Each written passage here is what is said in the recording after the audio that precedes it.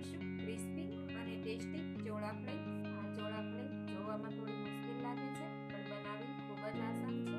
તો આજે હું તમને 5 જ મિનિટમાં ઘરે ચોળાફળી કેવી રીતે બનાવવી તે બતાવીશ। તો તેના માટે ચણાની દાળ લીધેલી છે અને અડદની દાળ, 3 ભાગ ચણાની દાળ 1 ભાગ અડદની દાળ બંને મિક્સ કરીને દળાવેલી છે। તે બંનેનો લોટ 70 ગ્રામ છે। 1 ગ્લાસ પાણી લીધેલું છે, તેમાં 2 ચમચી પાપડીયો ખારો નાખી પાણીને ઉકાળી ઠંડુ કરી લીધેલું છે। સ્વાદ પ્રમાણે મીઠું અને 3 ચમચી તેલ। હવે લોટની અંદર આપણે સ્વાદ પ્રમાણે મીઠું એડ કરી દઈએ, તેલ એડ કરીશું, બધું બરાબર મિક્સ કરી લઈએ।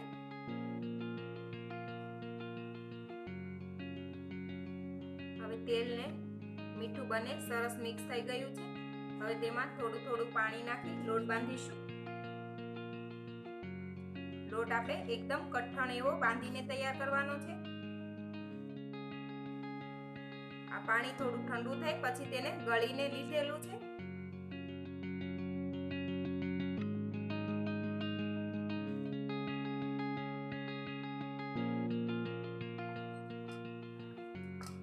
લોટ આપણો સરસ બંધાઈને તૈયાર થઈ ગયો છે।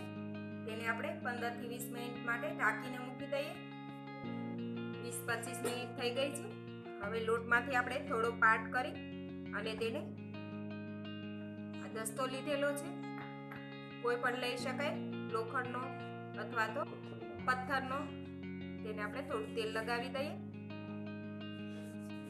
થોડું લોટમાં પણ આપણે તેલ લગાવતા જઈશું અને તેને આ રીતે ખાંડીને તૈયાર કરી લઈએ, જેથી લોટ એકદમ સરસ સ્મૂથ બની જાય। આ રીતે કરવાથી લોટ એકદમ સરસ ચીકણો બની જશે। એ પહેલાં જો તમે હજી સુધી અમારી ચેનલ સબસ્ક્રાઈબ નથી કરી તો પ્લીઝ અહીંયા ક્લિક કરો એટલે સબસ્ક્રાઈબ થઈ જશે અને બેલ આઇકન પર ક્લિક કરશો એટલે તમને અમારા નવા વિડીયો મળતા રહે। અને વિડીયો પસંદ આવે તો પ્લીઝ લાઈક પણ કરો અને તમારા ગ્રુપમાં શેર પણ કરવાનું ભૂલતા નહીં। આપણો લોટ એકદમ સરસ ખંડાઈ અને કૂણાઈને તૈયાર થઈ ગયો છે। હવે આપણે તેમાંથી લુવા બનાવી લઈએ।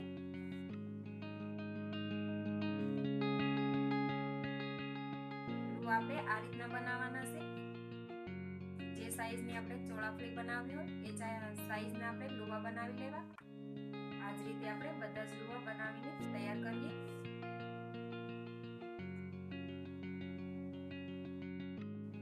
બધા જ લુવા આપણે બનીને તૈયાર થઈ ગયા છે। આપણે જે લુવા બનાવ્યા છે તેમાંથી આપણે ચોળાફળી વણી લઈએ। ચોળાફળીને આપણે વધારે બહુ પતલી નહીં અને જાડી પણ નહીં, એ રીતે આપણે વણીને તૈયાર કરીએ। આ રીતની આપણે વણીને તૈયાર કરીશું। વણાઈને તૈયાર થઈ ગઈ છે, તેને આપણે કટ કરી લઈએ। જે સાઈઝની આપણે પટ્ટી ગમે એ રીતે તેને કટ કરી શકાય છે। તેને આપણે એક ડીશમાં લઈ લઈએ। આવી જ રીતે આપણે બીજી પણ વણીને તૈયાર કરીએ। લોટ થોડો કડક છે તો આપણે થોડું વધારે આ રીતે વજન દેવો પડે છે, જેથી આપણી ચોળાફળી એકદમ સરસ વણાઈને તૈયાર થશે। લોટ થોડો ઢીલો થયો હોય તો આપણે વણતી વખતે થોડો લોટ ભભરાવી શકાય છે, પણ બને ત્યાં સુધી આપણે લોટને કડક જ બાંધીશું, જેથી ચોળાફળીનું રિઝલ્ટ એકદમ સરસ મળે આપણને। ચોળાફળી જ્યારે આપણે વણતા જઈએ ત્યારે આ રીતે કપડું ઢાંકીને રાખવું, જેથી ચોળાફળી સુકાય નહીં। હવે આપણી બધી ચોળાફળી વણાઈને તૈયાર થઈ ગઈ છે, તો તેને આપણે તેલ ગરમ થવા મૂકી દઈએ। આ ચોળાફળીનો મસાલો તૈયાર કરવાનો છે। તેના માટે 1 ચમચી લાલ મરચું, 1 ચમચી ચંચળ પાવડર અને 1 ચમચી મીઠું લઈ અને તેનો આપણે મસાલો તૈયાર કરશું। તો મિક્સ કરી લઈએ। જ્યારે આપણે ચોળાફળી તળાઈને તૈયાર થાય ત્યાર પછી સ્પ્રિંકલ કરીશું।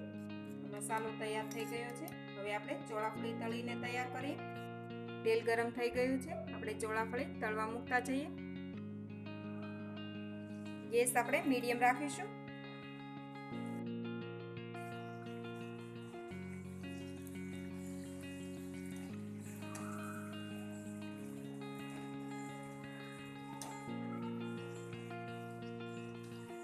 આ રીતે આપણે ફેરવતા જશું અને ચોળાફળીને તળીને તૈયાર કરીએ।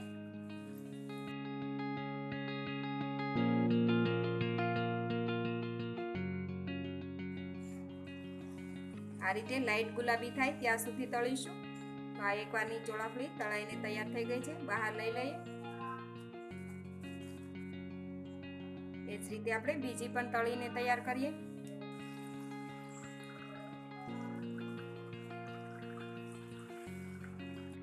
ચોળાફળી તળતા જઈએ અને ઉપર આપણે મસાલો સ્પ્રિંકલ કરી દઈએ. ચોળાફળી વધારે મોટી હોય તો તેને વચ્ચેથી 2 કટ કરી લેવા. આપણે આ જ રીતે બધી જ ચોળાફળી તળીને ઉપર મસાલો સ્પ્રિંકલ કરીને તૈયાર કરીશું. ગરમ હોય ત્યારે જ આપણે મસાલો સ્પ્રિંકલ કરવો. તો તમે જોઈ શકો છો આપણી ચોળાફળી એકદમ ક્રિસ્પી અને ફૂલેલી તૈયાર થઈ ગઈ છે.